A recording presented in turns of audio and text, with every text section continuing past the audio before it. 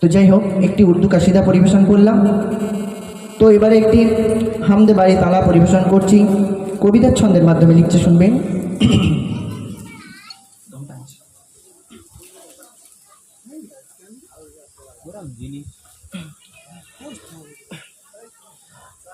আল্লাহু আল্লাহ, আল্লাহু আল্লাহ, আল্লাহু আল্লাহ, আল্লাহু আল্লাহ। কে গড়ল বলো ধরায় জমিন আসমান, সুবিশাল নীল আকাশ কে রাখিল ভাসমান।